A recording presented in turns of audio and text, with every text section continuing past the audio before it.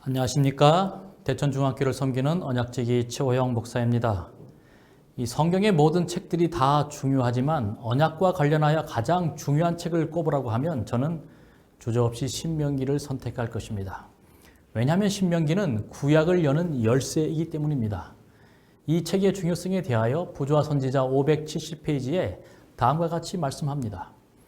이스라엘을 교훈하기 위하여 신명기에 세워둔 원칙들은 세상 끝날까지 하나님의 백성이 따라야 한다. 참된 번영은 하나님과의 언약 관계를 계속하는 데 달려 있다. 오늘날 우리가 이 신명기의 말씀을 문자적으로 그대로 지키지는 않지만 그 가운데 세워둔 원칙들은 세상 끝날까지 따라야 한다고 말씀하셨습니다. 오늘 우리들에게 꼭 필요한 교훈들이 바로 이 신명기 안에 들어 있습니다. 신명기는 하나님과 우리 사이의 이 언약 관계를 결속시켜주고 이 신명기의 원칙과 교훈에 순종할 때 참된 부흥과 번영이 약속되어 있습니다. 이 신명기를 율법책 혹은 언약책이라고 불렀습니다. 십계명을 자세히 풀어서 이스라엘 백성들의 이 삶의 전 분야에 걸쳐 언약 백성들이 지켜야 할 이 하나님 나라의 원칙들을 기록하고 있습니다. 이 책이 너무나 중요했기 때문에 어디에 보관하신 줄 아십니까? 신명기 31장 26절에 보면 이 율법책을 가져다가 너희 하나님 여호와의 언약궤 곁에 두어 너희에게 증거가 되게 하라. 신명기가 아주 중요한 책이었기 때문에 7년마다 한 번씩 안식년이 돌아오면 초막절 절기 때에 전 국민이 한 자리에 모여 이 말씀을 듣고 배워야 했습니다. 신명기 31장 10절로 11절에 모세가 그들에게 명령하여 이르기를 매 7년 끝해 곧 면제년의 초막절에 온 이스라엘이 네 하나님 여호와 앞 그가 택하신 곳에 모일 때에 이 율법을 낭독하여 온 이스라엘에게 듣게 할지니. 이 율법책은 언약으로 세워진 하나님 나라의 법전이었습니다. 그런데 하나님의 나라로서 이스라엘은 이 세상 나라와 구별되는 이 세 가지 아주 중요한 직분을 가진 사람들이 있었습니다. 이 세 직분의 사람들이란 왕, 선지자, 그리고 제사장입니다. 이 왕은 언약의 이 대표자로서 율법책, 즉 신명기의 이 언약법을 따라서 하나님을 대신하여 대리하여 나라를 통치해야 했습니다. 만약에 왕이 율법책에서 빗나가게 되면 이를 바로잡는 사람이 선지자였습니다. 그들은 언약의 기소자, 고발자들이었습니다. 그리고 마지막으로 제사장의 역할이 중요했습니다. 제사장들은 율법의 교육자였고 또 언약이 깨트려졌을 때 희생 제사를 통해서 언약을 회복시키는 언약의 중재자 역할을 했습니다. 이 세 직분의 사람들이 언약 안에서 서로 연합하고 조화를 이룰 때 이스라엘 나라는 큰 축복을 받았습니다. 특별히 그 가운데서도 가장 중요한 사람이 왕이었습니다. 이스라엘 나라에 이 새로운 왕이 등극하면 다른 이방의 왕들과 달리 아주 특별한 선물을 주었습니다.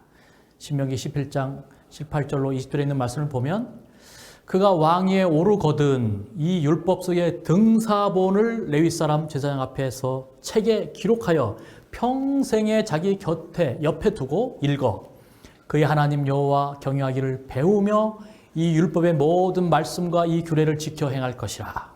그리하면 그의 마음이 그의 형제 위에 교만하지 아니하고 이 명령에서 떠나 좌로나 우로나 치우치지 아니하리니 이스라엘 중에서 그와 그의 자손이 왕에 있는 날이 장구하리라. 이스라엘의 왕의 즉위식에서 가장 중요한 것은 왕궁에서 이 대관식 하는 것보다 오히려 성전에서 이 신명기 율법책을 수여받는 일이었습니다. 왜냐하면 왕은 하나님 나라의 언약 대표자요 하나님의 대리 통치자로서 언약의 기초인 이 율법, 토라를 따라서 나라를 다스려야 했기 때문입니다. 사실 여러분, 이 고대 세계의 이 왕들은 신으로 간주되었고 입법, 사법, 이 행정을 독점하는 독재적 군주였습니다. 하지만 하나님 나라의 왕은 입법권이 없었습니다. 율법의 1.1획도 왕 마음대로 고칠 수 없었습니다. 부자 선지자 603페이지에는 이 사실에 대하여 다음과 같이 설명합니다. 이스라엘 정부는 하나님의 성호와 하나님의 권위로 다스러졌다. 모세와 70인 장로들과 관원들과 사사들은 단순히 하나님이 주신 율법을 집행할 뿐이었다. 그들은 국가의 법률을 제정할 권한이 없었다. 각 시대를 통하여 영감을 받은 하나님의 사람들이 백성들을 가르치고 율법을 집행하도록 파송되었다. 여호와께서는 이스라엘 백성들이 왕을 요구하리라는 것을 미리 아셨으나 국가의 기초가 되는 원칙들을 변경시키는 데 동의하지 않으셨다. 왕은 지극히 높으신 하나님의 대리자가 되어야 하였다. 하나님을 국가의 원수로 인정해야 하고 당신의 율법을 지상의 최고의 법으로서 실행하여야 하였다. 하지만 이스라엘 왕들의 이 성패는 바로 이 신명기의 말씀, 즉 율법책에 대한 그들의 태도에 달려 있었습니다. 여러분, 최초의 왕이었던 사울이 그가 받은 왕권을 다윗에게 넘겨준 이유가 무엇입니까? 여기 사울이 죽은 것은 여호와께 범죄하였기 때문이라. 그가 여호와의 말씀을 지키지 아니하고 또 신접한 자에게 가르치기를 청하고 여호와께 묻지 아니하였으므로 여호와께서 그를 죽이시고 그 나라를 이새의 아들 다윗에게 넘겨주셨다고 역대상 10장 13절로 14절에 말씀하고 있습니다. 사울은 여호와의 말씀, 즉 신명기의 율법을 무시했습니다. 그는 신명기의 이 전쟁 계시법을 위반했고 아말렉 진멸법을 따르지 않았고 무당 처벌법이나 거짓 선지자 처벌법도 따르지 않았고 결국 하나님의 나라의 이 통치권을 유다 지파 다윗에게 넘겨주고 말았습니다. 반면에 이 다윗은 언약의 사람이었고 매일매일 그 왕의 보좌에서 신명기 언약책의 말씀을 듣고 그 뜻대로 나라를 통치하고자 했습니다. 시편 1편 2절에 묘사된 대로 그는 여호와의 율법을 즐거워하며 주야로 묵상하는 사람이었습니다. 그는 철저하게 신명기의 이 전쟁 규례를 지켰고 항상 여호와께 물었고 가는 곳마다 승리를 거둘 수 있었습니다. 그가 쓴 시편 119편은 그가 여호와의 율법을 얼마나 사랑했는지 언약에 완전히 사로잡힌 자의 마음이 어떠한지를 구구절절 잘 보여주고 있습니다. 그는 율법과 계명을 사랑했습니다. 103절에 보면 그에게 율법은 꿀보다 달았다고 했고 105절에는 금보다 귀했고 그의 발에 등이었고 그의 길에 비쳤다고 말하고 있습니다. 이러한 그의 마음은 하나님의 마음과 완전히 합했습니다. 그리고 하나님께서는 그에게 다윗 왕조를 영원히 세워주시겠다고 하는 다윗 언약을 맺으셨고 마침내 이 다윗의 후손 가운데 예수 그리스도를 통해서 영원한 구속의 계획이 성취되었습니다. 그렇다면 여러분, 솔로몬은 어땠습니까? 당대뿐 아니라 인류 역사상 가장 지혜로웠던 솔로몬 왕은 처음에는 신명기 율법책의 말씀을 잘 지키는 것처럼 보였습니다. 하지만 열왕기상 10장에 의하면 그의 탁월한 지혜와 더불어서 이방 나라와 비교해 볼 때 이 세 가지가 더 막강했음을 묘사해 주고 있습니다. 첫째는 아주 강력한 경제력이었습니다.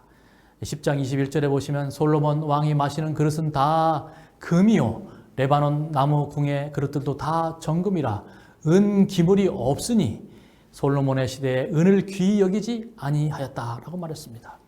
금이 넘쳐났고 은은 돌처럼 여겼다고 했습니다. 두 번째로 솔로몬 시대는 아주 강력한 국방력을 갖추고 있었습니다. 이 솔로몬이 병거와 마병을 모음에 병거가 1,400대요 마병이 12,000명이라 병거성에 두고 예루살렘 왕에게도 두었으며 하면서 이 열왕기상 10장 26절에 이 병거와 마병을 모아서 이 국방력을 증대시킨 일을 기록하고 있습니다. 그리고 그 말들과 병거들은 이 애굽의 최신식으로 교체한 사실을 말해주고 있습니다.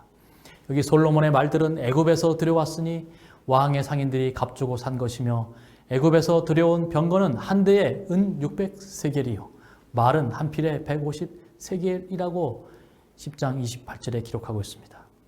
세 번째로 솔로몬은 탁월한 외교력을 갖추고 있었습니다. 열왕기상 11장 1절에 솔로몬 왕은 바로의 딸 외에 이방의 많은 여인을 사랑하였으니 곧 모압과 암몬과 에돔과 시돈과 헷 사람이라. 솔로몬이 당대 최고의 강대국이었던 이 애굽의 공주와 결혼함으로써 평화 조약을 맺었고 또 주변의 크고 작은 모든 족속들과 동맹을 유지하기 위해서 이방의 공주들과 결혼을 하였습니다. 그 숫자가 무려 왕은 후궁이 700명이요 첩이 300명이라고 기록하고 있습니다. 오늘날의 시각으로 보면 솔로몬 왕은 지혜를 겸비한 이스라엘의 경제력, 국방력, 외교력을 최고로 끌어올린 최고의 양으로 손꼽힐 만한 충분한 자격이 있는 사람입니다. 하지만 이 신명기 언약의 관점으로 보면 솔로몬은 칭찬은 고사하고 책망받아 마땅한 왕이었습니다. 왜냐하면 그는 신명기 17장의 왕의 규례로부터 철저하게 멀어져 가는 사람이었기 때문입니다. 신명기 17장 16절, 17절부터 있는 말씀을 보겠습니다. 그는 병마를 많이 두지 말 것이요 병마를 많이 얻으려고 그 백성을 애굽으로 돌아가게 하지 말 것이니 이는 여호와께서 너희에게 이르시기를 너희가 이후에는 그 길로 다시 돌아가지 말 것이라 하였음이며 그에게 아내를 많이 두어 그의 마음이 미혹되게 하지 말 것이며 자기를 위하여 은금을 많이 쌓아두지 말 것이니라. 신명기가 금하고 있는 이 왕의 3대 금령, 첫째는 병마의 증대 금지, 둘째는 일부 다처 금지, 셋째는 은금을 축적하는 것을 금지하는 이 신명기 율법을 철저히 위반하고 있는 솔로몬의 모습을 볼 수 있습니다. 이러한 솔로몬의 모습은 다윗 왕과는 극명한 대조를 이루고 있습니다. 다윗은 역대상 18장 4절에 보면 다윗이 그에게서 병거 1000대와 기병 7000명과 보병 2만 명을 빼앗고 다윗이 그 병거 100대의 말들만 남기고 그 외의 병거의 말은 다 발에 힘줄을 끊었다고 했습니다. 세상의 관점으로는 이 다윗의 행동은 정말 어리석기 그지 없었지만 이 언약의 관점에서 다윗은 하나님의 말씀, 하나님의 율법의 원칙에 충실한 그 시대의 언약직이었습니다.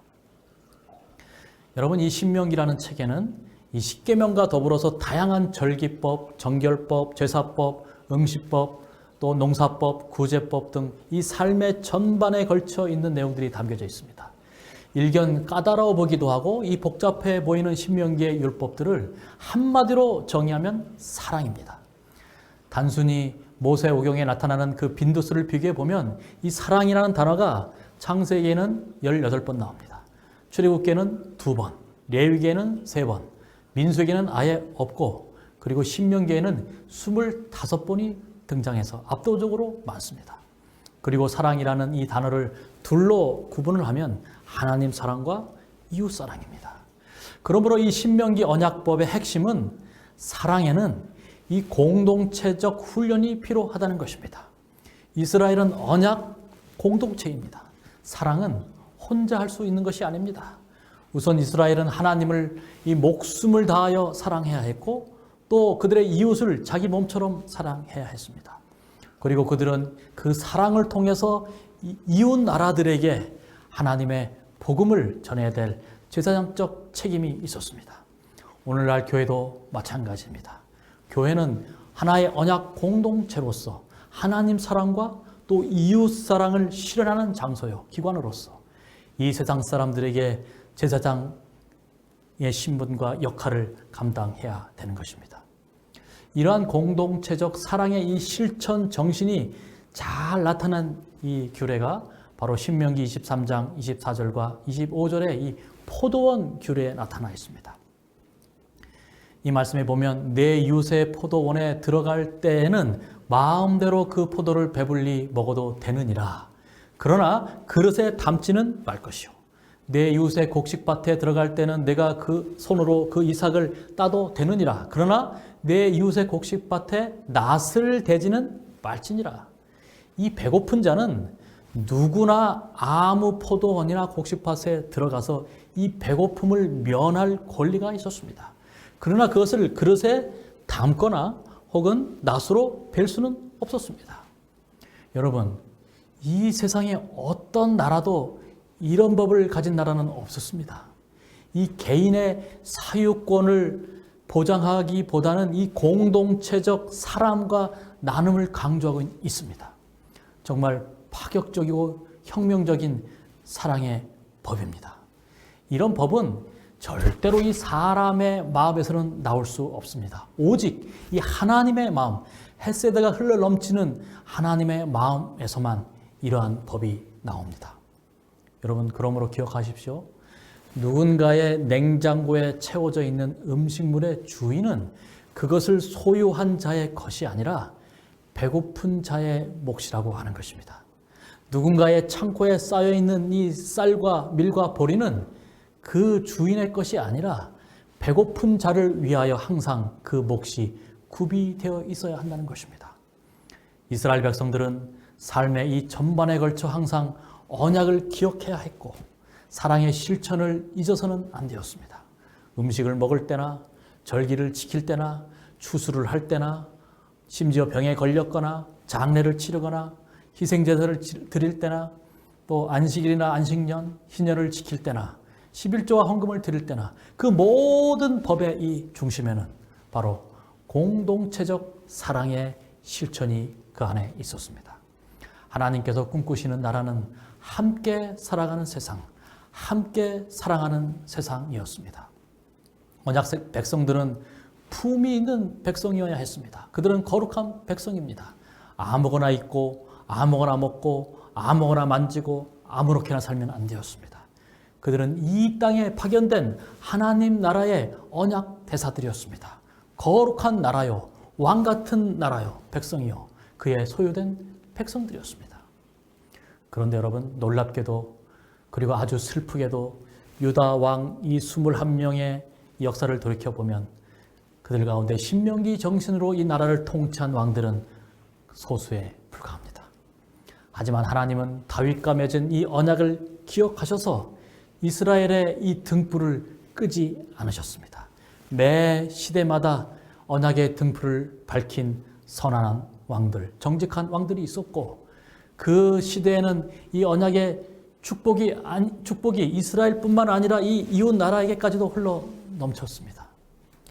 예컨대 히스기야 왕은 율법책 이 통독을 위한 특별법을 제정했습니다. 역대하 31장 4절을 보면 그는 제사장들을 이 전문 통독사들로 세우고 날마다 이 신명기 율법을 가르쳤다고 했습니다. 이 상황에 대해서 선지자 왕 392페이지에 다음과 같이 말씀하셨습니다. 거의 1세기 전에 히스기야로 말미암아 지켜졌던 첫 유월절 동안에 가르치는 일을 맡은 제사장들이 날마다 백성들에게 율법책을 읽어주도록 하는 법이 제정되었다. 히스기야의 치세를 그토록 번영하게 만든 것은 율법의 준수, 특히 신명기의 한 부분을 이룬 언약의 책에 주어진 법도를 준수한 까닭이었다. 반면에 여러분, 히스기야의 아들 므낫세 왕은 어떠했습니까? 그러나 므낫세는 감히 이 법도를 버렸고 그의 치세 동안 부주의한 태만으로 인하여 율법책의 성전 사본을 잃어버렸다. 이리하여 여러 해 동안 백성들은 일반적으로 그 교훈을 배우지 못하였다라고 선지자 왕 392페이지에 말씀합니다. 이 부전자전이라는 말을 무색하게 할 만큼 이 히스기야 아들 므낫세는 정반대의 길을 걸었는데 그 이유는 바로 율법책을 태만히 여기고 그것을 아예 잃어버린 데 있었다고 하는 것입니다. 하지만 므낫세의 아들 요시야가 왕이 되었을 때 이 성전을 수리하다가 율법책을 되찾았습니다. 그리고 서기관 사반이 이 신명기를 읽자 그는 자기 옷을 찢으며 회개했습니다. 역대하 34장 30절로 31절에 의하면 그는 이 여호와의 전 안에서 발견한 언약책의 모든 말씀을 읽어 무리의 귀에 들려주고 왕이 자기 처소에 서서 여호와 앞에서 언약을 세우면서 이렇게 말을 했습니다. 마음을 다하고 목숨을 다하여 여호와를 순종하고 그의 계명과 법도와 율례를 지켜 이 책에 기록된 언약의 말씀을 이루리라. 하지만 이스라엘은 율법책을 무시하고 언약을 깨트리는 역사를 반복했습니다. 결과적으로 그 모든 언약의 저주로 인해 바벨론에서의 이 70년 동안의 포로 생활을 했습니다. 그리고 이 참된 언약으로의 회복이 그 비법이 느헤미야 8장에 나타나 있습니다.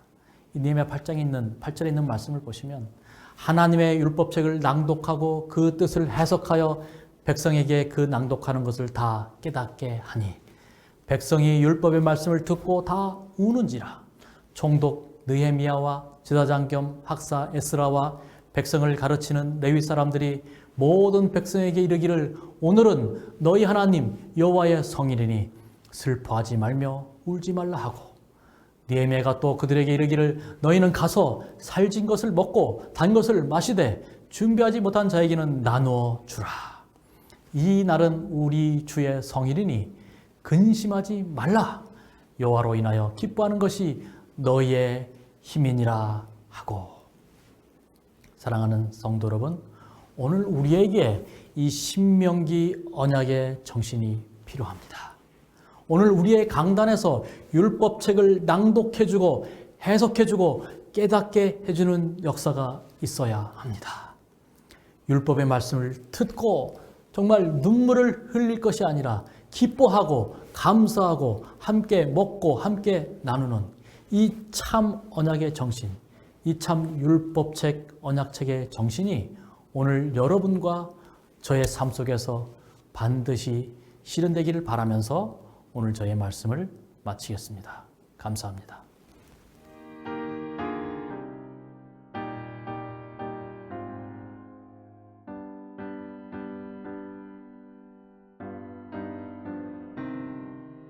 이 땅 위에 주님 나라 영원 전에 계획하사 제단 쌓고 짐승 쪽에 피의 언약 맺으셨네.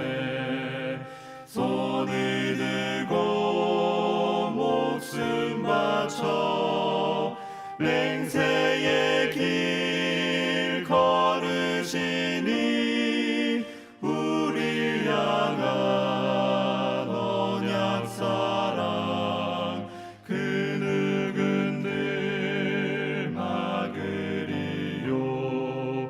예수님의 살과 피로 새 언약을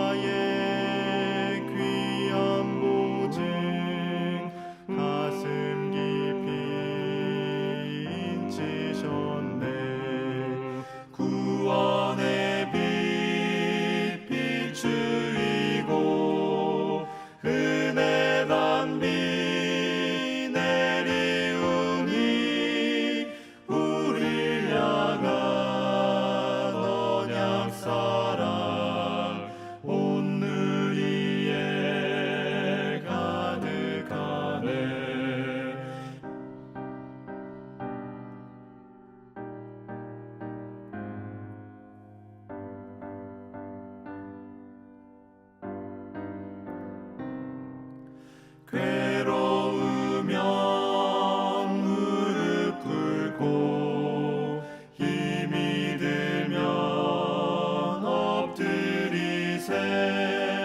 주신 은혜 감사하며 하루하루 걸어가세. 주님 나라 임할 때에 새 하늘과 새 땅에서